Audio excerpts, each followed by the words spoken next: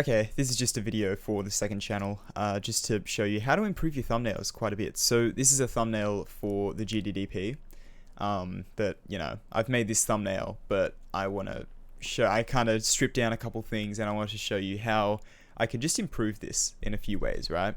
I'm going to be using paint.net for this as well. But the first way to improve it is if you come down here and then disable that, we can actually add a drop shadow.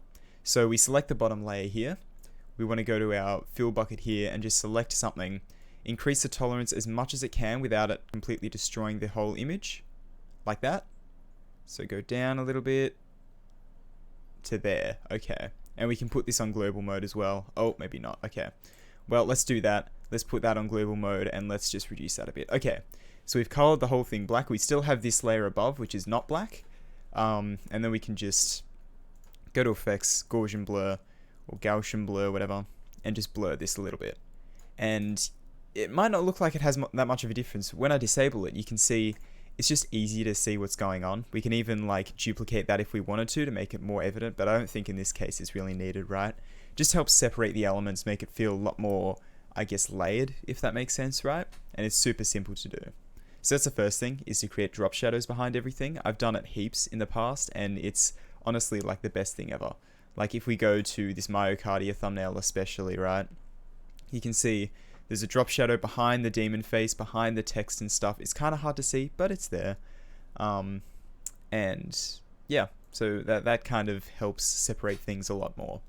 Now the second thing, which is arguably like makes it look better, but I don't know, is to create a new layer here, just a blank layer. And then we want to go to properties here and then set the blend mode to additive. And this is essentially how you can make blending glow in like paint.net, right? So select the gradient tool, flip these so the black is the secondary color, and select the primary color. And in this case, it's got a lot of green in here, so I might set this to a slight green, something like that, yeah. I'm going to select the radial one, which is just the dot, and we can add some blending glow into here, right? Now that's a bit bright. I might make that, maybe... Yeah, it's kind of a little bit cyan. Maybe that color will work, yeah. So I can do that. I can also come in here and I can make this a lower opacity. You can see that's it without. And then we can just add just a little bit of glow, right? Just a little bit. Maybe even that. And then I might move it, maybe away a little bit. Make that a little bit smaller, something like that, right? And I'll make that a little bit lower. Yeah, something like that. I think that works well. Okay. And so as you can see, this is it without, and that's it with. It just, I don't know, it makes it look a lot cleaner, right?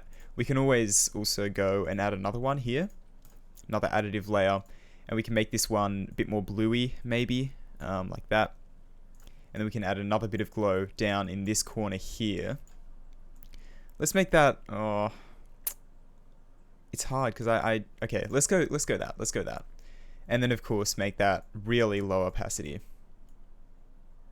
Like that maybe? Yeah. So I think that's pretty good. And you can see without these two elements, that's what it looks like. With just the green, that's what it looks like. With the blue as well, that's what it looks like. And it just makes it a lot nicer and a lot just nicer to look at. I don't know why, it just does. Helps blend the colors in together a little bit better and stuff, right? And kind of accentuate some of the colors as well. If we just make this smaller to like what you would see in a thumbnail, right? And then compare that to that. That just looks so much more boring, right? That's boring. You don't want to click on that. This, ooh, that's nice. I want to click on that, I don't know. It makes a surprisingly big difference, right? So we've just converted from this thumbnail here, basic as hell, added the drop shadow in to make it separated a bit, and added in these bits of blending glow just to accentuate some of the colors and whatnot. So yeah, there are a couple of tips that you can use to help improve your thumbnails and whatnot. Again, this is in paint.net. You could probably do a similar thing in Photoshop. Microsoft Paint, I doubt you can do it. But, whatever other programs. I know Woolsey uses PowerPoint. I don't know how the hell he uses PowerPoint, but anyway. Yeah. Anyway, that's going to be just about it for this, I guess. And I hope this was useful. Yeah.